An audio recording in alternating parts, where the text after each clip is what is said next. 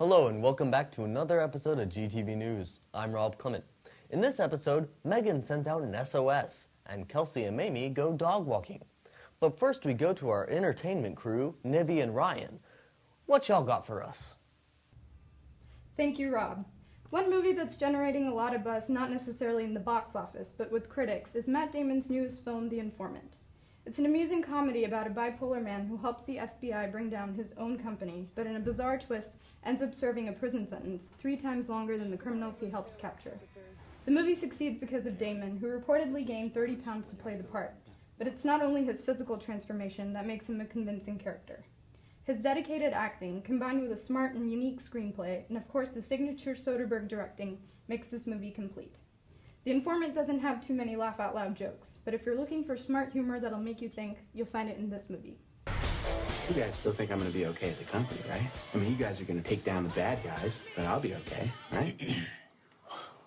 Well, I think the corporate culture is going to change a little bit for you. I should say so. America's pastime, the great game of baseball, was never more hilarious than in the 1989 comedy Major League. The film stars Charlie Sheen as pitcher Rick the Wild Thing Vaughn, Tom Berenger as catcher Jake Taylor, Dennis Haysbert as slugger Pedro Serrano, whose kryptonite is the curveball, and Corbin Burnson as overpaid third baseman Roger Dorn. All are members of a fictionalized version of the long-suffering and comically bad Cleveland Indians, whose new ownership hopes to move them to Miami. This comedy is filled with memorable comic and dramatic moments, including Bob Uecker's just a bit outside exaggeration and Charlie Sheen's entrance to the music of Wild Thing. The film is notable for the amount of stars it produced, including Wesley Snipes, who would go on to other major motion pictures, such as Blade and U.S. Marshals. Dennis Haysbert would later portray President David Palmer on the television series 24, and Corbin Burnson can now be seen as the father of Sean Spencer on the USA television series Psych. Charlie Sheen had previously appeared in Oliver Stone's Platoon, and can now be seen on CBS's 2.5 Men. Major League produced 2 lackluster sequels, featuring the majority of the same cast. Nonetheless, the original classic is highly recommended, especially for fans of the game of baseball. That's all for this week at the entertainment. That's all for this week in entertainment. For GTV News, I'm Ryan Williams. And I'm Nivi Longo. Good night. And good luck. Thank you, Ryan and Nivi. Now we go over to a new segment, This Fortnight in History. On October 12th, in 1492, Christopher Columbus's expedition made landfall in the Caribbean, specifically the Bahamas. The explorer believes he's reached South Asia. That silly man. On October 13th, in 1885, a grim day, the Georgia Institute of Technology was founded in Atlanta, Georgia. On October 14th of 1998, Eric Robert Rudolph was charged with 6 bombings, including the 1996 Centennial Olympic Park bombing in Atlanta, Georgia. On October 15th, in 2005, a riot in Toledo, Ohio breaks out during a neo-Nazi protest, and over 100 people are arrested. On October 16th of 1793, Marie Antoinette is guillotined at the height of the French Revolution. On October 17th, in 1814, the London beer flood occurs, killing 9. On October 18th of 1925, the Grand Ole Opry opened in Nashville, Tennessee. On October 19th of 1873, Yale, Princeton, Columbia, and Rutgers universities draft the first code of the American football rules. On October 20th, in 1803, the United States Senate ratified the Louisiana Purchase.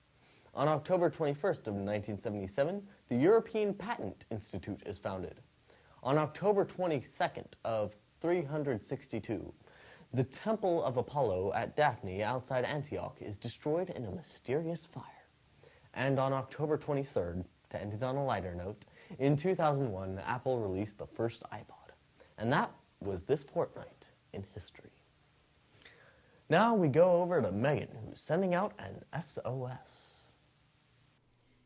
Animal lovers of all kinds are teaming up with UGA's unique student organization, SOS, Speak Out for Species. The organization began when two of UGA's own librarians decided to start their own animal rights group. While SOS is strictly a UGA name, most colleges do have their own animal rights advocacy groups. Members of SOS have many opportunities.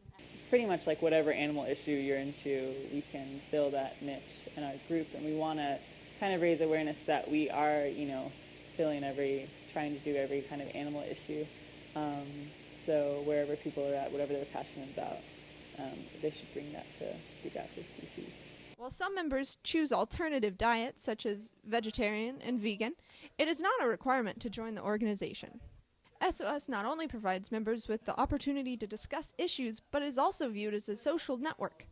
I think SOS provides opportunities in ways that we connect people to whatever issue they want to be in. We have a lot of information, we have a lot of pamphlets, and we kind of have a lot of connections in the vegetarian, vegan community, and any other kind of animal advocacy group. So we're really a good network for people to find. SOS meets every other Wednesday. You just come to our meetings. We have a listserv that you can join, and we also have a little information sheet to fill out. But pretty much you just come to meetings, and there's not really like a thing that you have to do to join. It's not like a membership fee or anything like that. If SOS interests you, check out one of their meetings, apply to their listserv, or check out their website, uga.edu/SOS. I'm Megan Harrigan with GTV News. Thank you, Megan. The 2009 Room of the Year contest is underway. Winners win the first choice of residence hall next year, including the opportunity to live in Reed's Building 1516, the brand new hall at East Campus. The contest starts October 12th and ends on the 29th. Prizes will be awarded for Best Male Room, Best Female Room, and Best Video Tour. All three of these will be featured on a special episode of GTV's new series, Dorms. For more information, contest rules, and views of last year's entrants, go to www.uga.edu/housing/contest. Now we go to Kelsey and Mamie, who are dog walking. This is GTV On The Go. I'm Mamie Shepard. And I'm Kelsey Bapura, and we're here today to find out what these freshmen really know about UGA. How much do you know? We're talking with Shannon. What's your major, Shannon? I'm undecided, but I'm leaning towards being nursing. We're talking with Will. Tyler. What are your majors? International Affairs and Environmental Economics and Management. Accounting. David. And what's your major? Undecided right now. What UGA are we currently on? UGA 8? 5? I don't know. 7. UGA 6.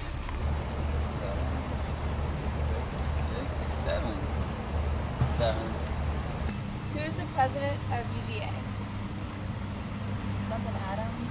And who's the president of UGA?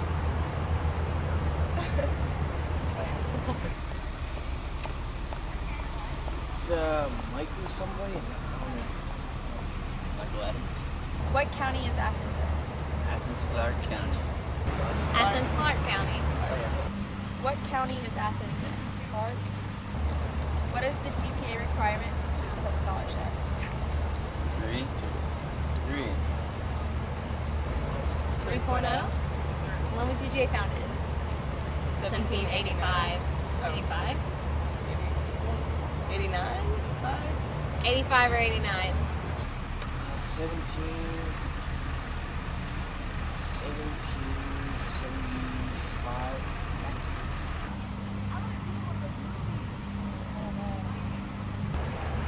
1785. 65. 85. 1785. Thanks, girls. There are many recently completed and current construction projects on campus. But what are they? How are they being funded? And what benefits will we see here on campus? Obviously, the biggest project to have just been finished is the Tate 2 expansion. Ground was broken in April 2007 on the site of the new 95,000 square foot building and 508 space parking garage. Tate 2 boasts additional study space, a food court with the Barbaritos, Big Mike's, and Hote's Asian restaurant, the new UGA Copy Print Center, and the Grand Ballroom, an 11,000 square foot multi-purpose area for concerts and conferences. The construction has also made room for the new student organization offices in the bottom of the original Tate building, where student organizations can have a space to call their own. The Tate 2 expansion has been funded by a $25 increase in the student activities fees that started in 2005, and it cost a total of about $58 million. Another large construction project that is seeing completion is the health center renovation. Started in January of last year, the project added 14,000 square feet to the building and allowed for a new vision clinic as well as additional clinical space. The health center also has a new registration and business services as well as a new pharmacy and additional mental health and wellness capacity. The expansion renovation cost of $17 million was funded through Student Affairs surplus funds and revenue from the health center. East Campus is home to another big project as well, the new Residence Hall. With a price tag of almost $50 million, the new Residence Hall will be a traditional-style dorm building set to open in fall of 2010 and will house 555 students. Even though it's in the same area as East Campus Village, it is actually part of the Reed community, Building 1516. And that's all the news we have for this fortnight. I hope you enjoy the rest of your week and your day. And for all of us here at GTV News, go Dogs.